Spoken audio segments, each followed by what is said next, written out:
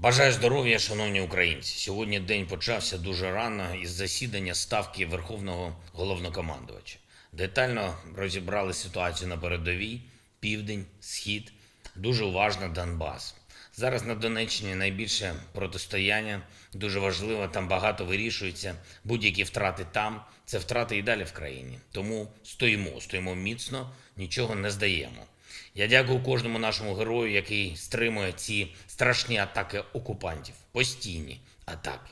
Південь потроху рухаємось, укріпляємо позиції крок за кроком. В інформаційному просторі сьогодні дуже багато радощів і зрозуміло чому, але емоції наші мають бути стриманими завжди під час війни. Годувати ворога усіма деталями наших операцій точно не буду, чи то на півдні, чи то на сході, чи то будь-де іще, коли буде наш результат, кожен це побачить обов'язково. Може, це звучить не так, як хтось зараз очікує, може не так, як у новинах, але потрібно розуміти, ніхто ні звідки просто так не йде, якщо не відчуває сили. Ворог не робить нам подарунків, не робить жестів доброї волі. Ми все це виборюємо. А коли виборюєш, треба розуміти, що кожен крок – це завжди спротив ворога, це завжди втрата життів наших героїв. Тому ми рухаємось дуже акуратно, без емоцій, без зайвого ризику.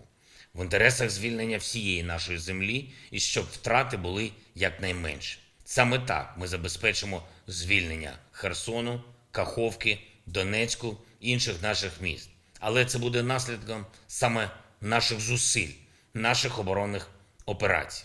Тих, які зараз тривають, тих, які ще плануємо. І я хочу зараз ще раз і окремо попередити кожного в Москві, хто приймає відповідні рішення.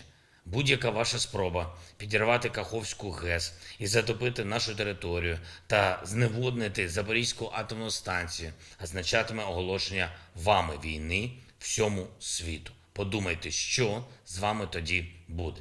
Також обговорили на ставці постачання і виробництва зброї, нашої зброї, ремонт техніки, триваюче посилення нашої протиповітряної і протиракетної оборони, відновлення критичної інфраструктури після російських терористичних ударів, передусім енергетики. Станом на цей вечір стабілізаційні обмеження постачання електрики є в 15 областях і в місті Києві.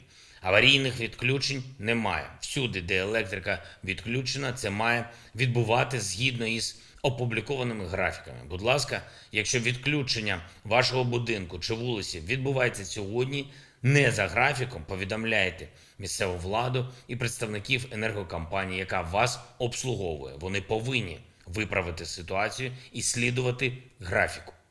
Говорив сьогодні з прем'єр-міністром Нідерландів Марком Рюте якраз про відновлення нашої енергетики, захист українського неба. Дякую за готовність допомагати. Окремо обговорили експортну зернову ініціативу, фундаментальну необхідність подовжити і розширити наш зерновий експорт.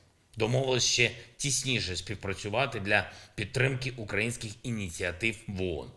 Завтра буде дуже активний переговорний день, заплановано багато контактів.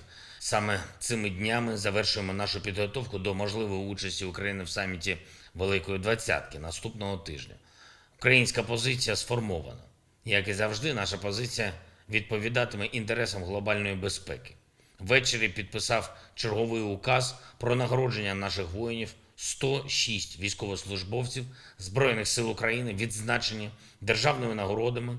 І ще одне, дуже важливе. Сьогодні відзначаються День української писемності та мови і Всеукраїнський день працівників культури та майстрів народного мистецтва. Відбувся і диктант національної єдності. Я дякую усім, хто приєднався до написання диктанту. Це важлива щорічна традиція. І, знаєте, хочу привітати сьогодні не лише тих, хто навчає мові та літератури, працює в сфері культури та зберігає народне мистецтво. Я хочу привітати усіх наших людей. Україна вистояла, Україна захищає себе і обов'язково захистить. Це вже не питання, чи бути Україні і всьому українському. Україна є, Україна буде.